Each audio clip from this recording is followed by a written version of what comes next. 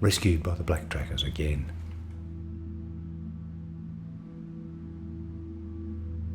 His name was Moradinique, and a right good fellow he was.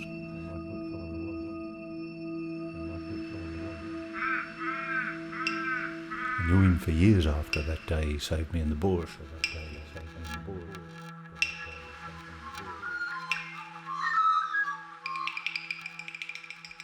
They couldn't navigate country without us. They couldn't survive on country. They would have starved and died, and they would have froze. They gave up their woolly sheep blankets for our kurumuk yarn. And that's a true story.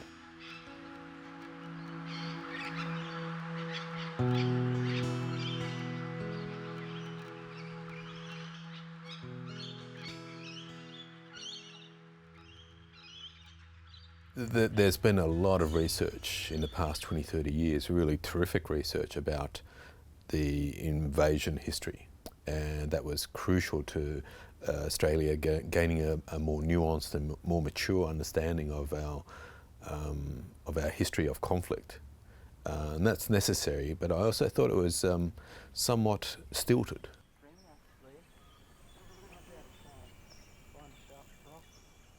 Yeah, those big stringy barks, they get me, eh? Is that one over there? Yeah, I grew up around stories of our people and the way that they survived and lived off the land, intricately connected with country, and practicing medicinal plant knowledge, bush skills, survival skills. Our people are very adept at understanding this landscape.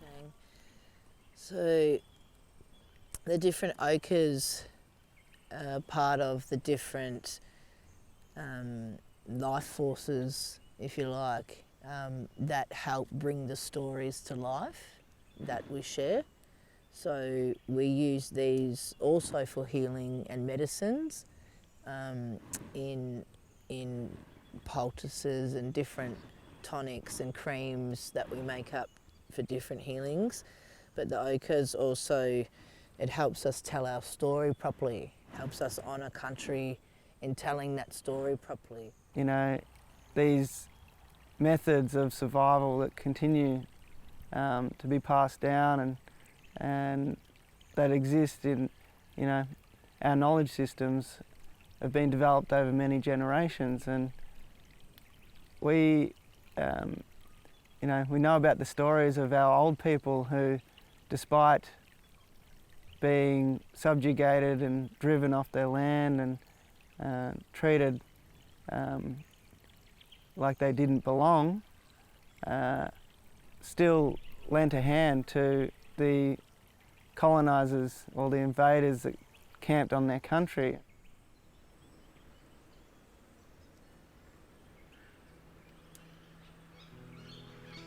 When I considered how wide and deep the river was, and how strong the current ran, I considered I had great cause for thankfulness in getting safely over.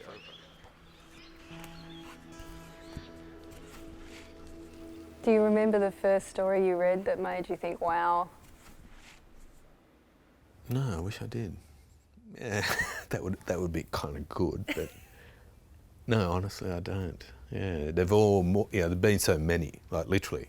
I think that's the reason why I can't remember the first story, is because there are just so many. Most of them are simply enough one Aboriginal person saving another person, a white person. But some of them are literally saving entire communities. And also in those family records, predominantly, we have many rescues by Aboriginal people of white families and of stock and houses by Aboriginal people by using their what we would now term Aboriginal biocultural knowledge. It's very moving. Yeah, it is moving when you think about how we haven't commemorated these acts of heroism that we've allowed them to slide into the shadow of our shared history. Well, of course, Australia, in its non-Indigenous history, is an immigrant nation, and in the 19th century, the great majority of those were English, Irish, Scots and Welsh people. There were some Europeans as well from the continent, but overwhelmingly that, apart from Chinese gold diggers in the 1850s. So you did have a multicultural element, but most of them were from the United Kingdom. My grandparents used to tell of how new immigrants, when they first came to the country, unaccustomed to the danger in the wild country, would start fires and let them run heedless of the result.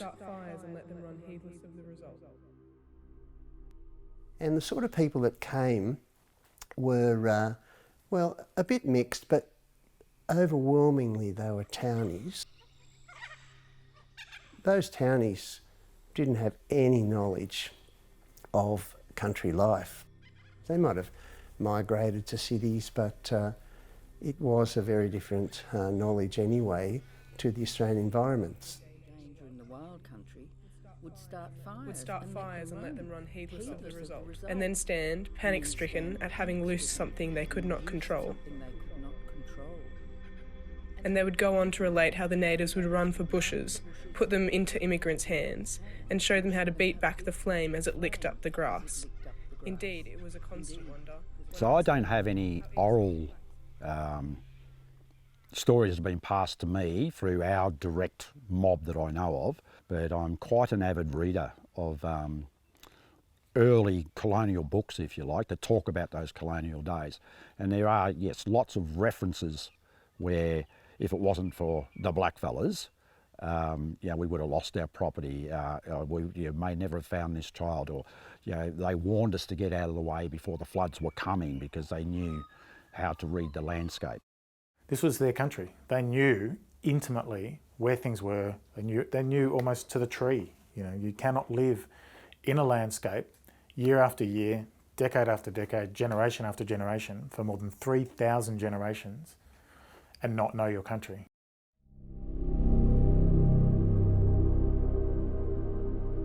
In the afternoon, the wind rose, and it was from the north, scorching hot. Burning leaves came in on that wind, falling right in the streets of Melbourne. On the morning, a hot wind, fiercely hot as the breath of a furnace, blew furiously and continued to do so rushed on all with day. amazing speed, leaving disastrous devastation, utter ruin behind. Acting on the Aborigines' advice, the Chinese had quickly buried bedding, furniture and food, and thus saved all of it. Even as the timely warning by the natives had saved the homestead, outhouses and not least, the owners' lives. Some 50 of the black Aboriginal police worked like Trojans to keep the line of bushfire from crossing a bare, well-beaten cattle path. We'd be able to read the smoke in the sky. We'd be able to read the birds all flying in a different pattern, animals coming out of the bush, to know that something was coming long before the danger actually reached us. Which would still work today if everybody knew it, where you could protect yourself from that oncoming bushfire. And it helps with rheumatoid arthritis too in that bath. Good for your joints. And you notice here, look, these little holes here for witchetty grubs. There's another food source in there. So our mob used to carry around little knowledge of the country, navigation, knowing where to go, where to survive, where water was, where food is, but also how to cope in disaster and in crisis, whether that be flooding or bushfires or, trying to find someone that was lost.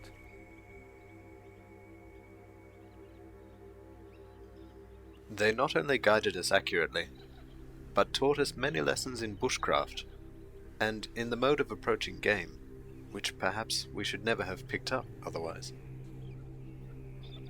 I was rescued by Sandy, the black tracker. He was a splendid stockman, non-Bao. While bailing water out of the claim, I fell in and was pulled out by a blackfellow. Joe made a canoe out of a sheet of bark from the roof, and placing the sick man in it, swam through the turbulent waters, towing the canoe and its helpless occupant to safety. From an infant to becoming an adult, these skills were honed to know where to go and how to find or interpret a track. Humans are pretty lazy. We take the path of least resistance, we walk downhill, we do these sorts of things. So by knowing and reading country, you can predict where people might have gone, you can predict where fire's going to travel, you can predict where people are going to be safe or not safe. So it's not specialised training, it was something that every person was trained in. And also, remember, we had land management practices. So the concept of Aboriginal people until recently is that we were hunter-gatherers. And yes, that was quite a large part of our day, but it was actually a farming practice.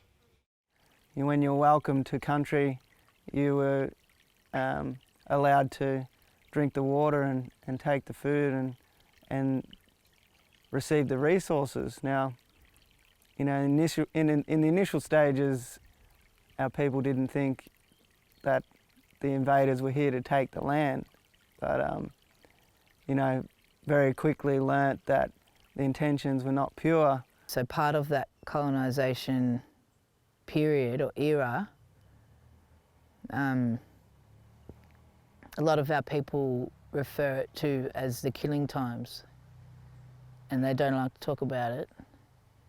And it's totally understandable because it's full of loss, it's full of massacre, genocide, in all these different nasty ways that, you know, that people don't like admitting to, poisoning our people, killing our people in cold blood, and calculated massacres of huge numbers.